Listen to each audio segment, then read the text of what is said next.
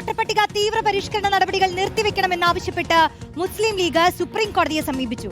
Voter പട്ടിക പരിഷ്കരണത്തിന് 1 മാസത്തെ സമയം മതിയാകില്ലെന്നാണ് PK കുഞ്ഞാലിക്കുട്ടി സമർപ്പിച്ച ഹർജിയിലെ പ്രധാന വാദം. ആളെ കൊന്നിട്ടും അതിവേഗത്തിൽ നടപടികൾ തീർക്കാനാണ് തെരഞ്ഞെടുപ്പ് കമ്മീഷൻ പറയുന്നതെന്ന് ലീഗ് നേതാക്കൾ ആരോപിച്ചു. KPCCയും ഉടൻ സുപ്രീം കോടതിയെ സമീപിക്കും. തീവ്ര വോട്ടർ പട്ടിക പരിഷ്കരണം മാറ്റിവെക്കണമെന്നാവശ്യപ്പെട്ട് CPI മുഖ്യ തെരഞ്ഞെടുപ്പ് കമ്മീഷണർക്ക് കത്തയച്ചു.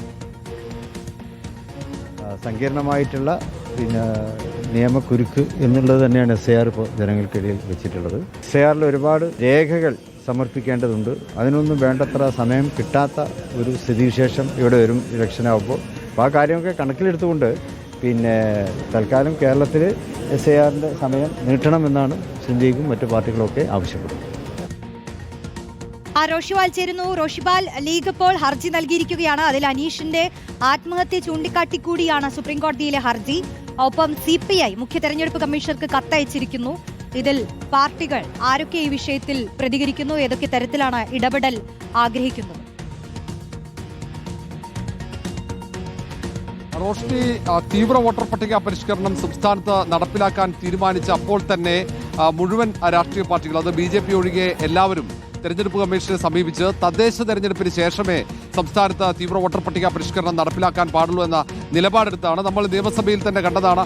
സംയുക്ത പ്രമേയം തന്നെ ഈ കാര്യത്തിൽ പാസാക്കിയതാണ്. പിന്നീട് സംസ്ഥാന സർക്കാർ നേരിട്ട് ഹൈക്കോടതിയെ സമീപിച്ചു. പക്ഷേ ഹൈക്കോടതി സുപ്രീം കോടതിയെ സമീപിക്കാനുള്ള നിർദ്ദേശമാണ് നൽകിയത്. കാരണം SIRമായി ബന്ധപ്പെട്ട എല്ലാ ഹർജികളും സുപ്രീം കോടതിയിലാണ് പരിഗണിക്കുന്നത്.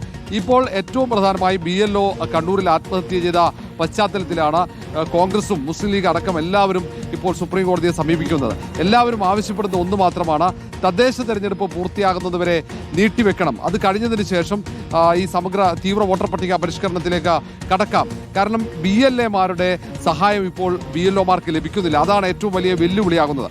BLAമാർ ആ പ്രദേശവാസികളാകും, ഓരോ രാഷ്ട്രീയ പാർട്ടിയുടെ പ്രതിനിധികളാകും.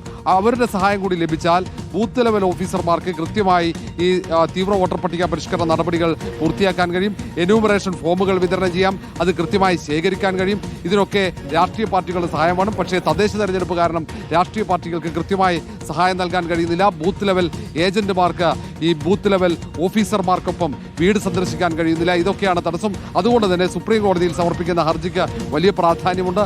മറ്റു സംസ്ഥാനങ്ങൾ സമർപ്പിക്കുന്നത് പോലെയല്ല. തദ്ദേശ തെരഞ്ഞെടുപ്പിന്റെ പശ്ചാത്തലവും ഇപ്പോൾ ഏറ്റവും ഒടുവിൽ BLO അമിത ജോലി കാരണം, കടുത്ത സമ്മർദ്ദം കാരണം ആത്മഹത്യ ചെയ്തതുകൂടി ചൂണ്ടിക്കാണിച്ചാണ് മുസ്ലിം ലീഗ് ഹർജി നൽകുന്നത്. കോൺഗ്രസും ഉടൻ തന്നെ സുപ്രീം കോടതിയിൽ ഹർജി നൽകും. അങ്ങനെ എല്ലാ രാഷ്ട്രീയ പാർട്ടികളും സമീപിക്കും. നേരത്തെ സംസ്ഥാന സർക്കാർ സുപ്രീം കോടതിയെ സമീപിച്ചു കഴിഞ്ഞിട്ടുണ്ട്. റോഷ്നി.